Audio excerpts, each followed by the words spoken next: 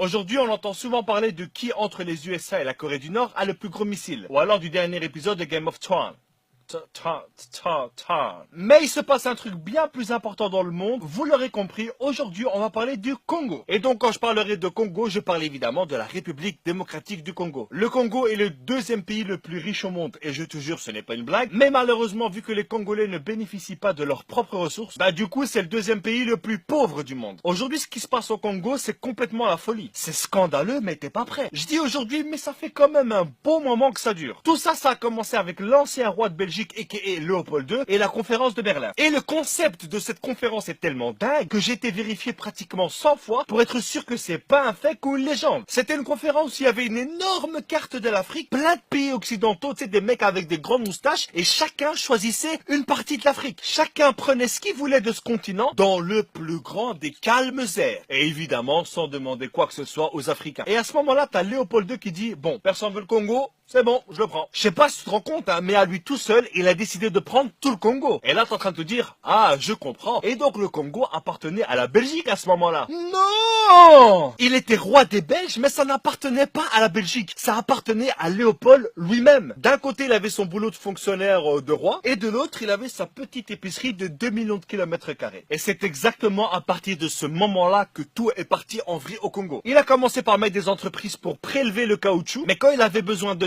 qui malheureusement appartenait à d'autres êtres humains. Les négociations, elles étaient super simples. Je te donne 3 vélos, une casserole et tu me donnes ta terre. Et évidemment, si la personne d'en face refusait, c'était encore plus simple. Tu me donnes ta terre ou je te prends la vie. Et avec ses explorations, ses exportations, cette envie de richesse, il a à lui seul décimé pratiquement 15 millions de personnes. Ce qui représentait à l'époque quand même la moitié de la population congolaise. Là, c'est chaud là. Là, c'est chaud, quoi. Et le pire, c'est qu'il a jamais mis les pieds au Congo. Il faisait tout ça à distance. Évidemment, un jour, t'as les Congolais qui en avaient un peu marre de cette situation et qui ont exigé leur indépendance. Et là, t'as les Occidentaux qui ont dit, ok, ça va, vous pouvez. Du coup, il y a les Congolais qui élisent leur premier ministre, c'est monsieur Lumumba, et leur premier président, c'est monsieur Kasavubu. Et là, tu dis, ils ont un premier ministre, ils ont un président, ils l'ont élu, c'est bon, ils sont indépendants. Mais c'est mal connaître l'Occident. Le Congo avait évidemment son armée constituée de Congolais, sauf tous les hauts gradés, caporal, chef, capitaine, ce que tu veux, ils étaient tous belges. Donc pour un Congolais, tu lui dis qu'il est indépendant, mais que son chef s'appelle quand même Eric Van Den Put, mais où est le respect? Du coup, après seulement 3 jours d'indépendance, l'armée se rebelle. Quelques semaines plus tard, la province du Katanga se dit indépendante. Et pour ceux qui savent pas, Katanga, c'est juste la province la plus riche de Congo. C'est là où il y a du cuivre, de l'uranium, des diamants, enfin bref, la folie. Et c'est là aussi où il y a plein de pays occidentaux qui prélèvent tout ça. À ce moment-là, Lumumba demande l'aide de la Belgique qui lui disent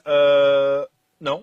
Mais en même temps, les rebelles qui voulaient que Katanga soit indépendante, eux, ils étaient soutenus par la Belgique. Et on se demande bien pourquoi, mais évidemment ceci ne nous regarde pas. Donc en gros, leur indépendance, elle a duré max 48 heures. Lumumba, qui n'était pas trop d'accord sur ce qui se passe au Congo, a demandé à la Belgique et à d'autres pays d'arrêter de voler leurs richesses. Et devinez quoi? Il a été tué. Mais ça, on commence à avoir l'habitude. Et l'officier qui a fait ça, il a gardé les dents de Lumumba dans son jardin, histoire de garder des preuves pour dire c'est moi qui l'ai fait. Ensuite, il y a eu Mobutu, et ensuite, il y a Kabila Père, qui, entre parenthèses, lui aussi s'est fait tuer dans des circonstances. Voilà, on n'a rien vu. On ne voit rien, on sait pas. Et là, il se passe un truc de dingue. T'as le politique belge Louis Michel qui travaille pour l'Europe, qui vient au Congo et qui dit, vu que Kabila Père est mort, on va donner le pouvoir logiquement à son fils, alors qu'il y avait un vice-président. Et ça a été justifié en disant que, vu qu'il y a des conflits, voilà, on va mettre son fils en attendant d'avoir des élections. Ça a duré 5 ans. Ça fait quand même beaucoup la période de transition.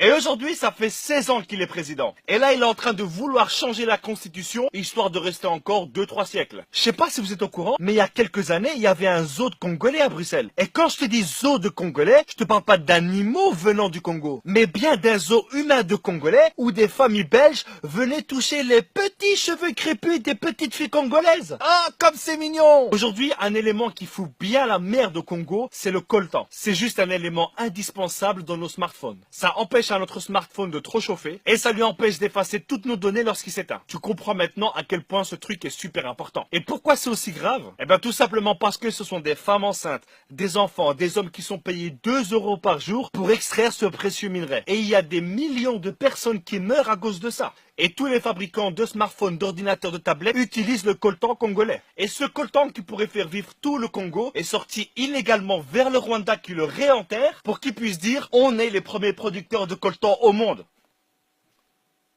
Quoi ? Tu commences à sentir comment elle pue cette histoire? On se demande bien à qui ça doit profiter tout ça. Aujourd'hui, ce magnifique pays qu'est la République démocratique du Congo est gouverné par des États, par des entreprises qui pensent que ce pays est un portefeuille. Et actuellement, il y a un génocide qui a déjà fait plus de 6 millions de morts, perpétué par des rebelles financés par des multinationales pour pouvoir piller le sol congolais. On est tous liés indirectement au Congo par nos smartphones. C'est vrai que cette vidéo ne va rien changer. Et là, il y a plein de personnes qui vont dire, mais pourquoi est-ce que tu l'as fait alors? Bah parce que seulement le fait de savoir ce qui se passe là-bas, c'est déjà un pas qu'on fait. Et un petit pas en avant dans ce monde, aussi petit soit-il, c'est quand même le signe qu'on avance. Donc les amis, je vous invite à partager un maximum cette vidéo. Il faut que les gens soient au courant de ce qui se passe là-bas. Que les gens sachent ce qui se passe au Congo aujourd'hui, et d'ailleurs depuis des décennies, et sous l'indifférence générale. Merci à tous, et que Dieu bénisse la République démocratique du Congo. Ciao. Nous avons connu les ironies, les insultes, les coups que nous devions subir matin, midi et soir, parce que nous étions des nègres.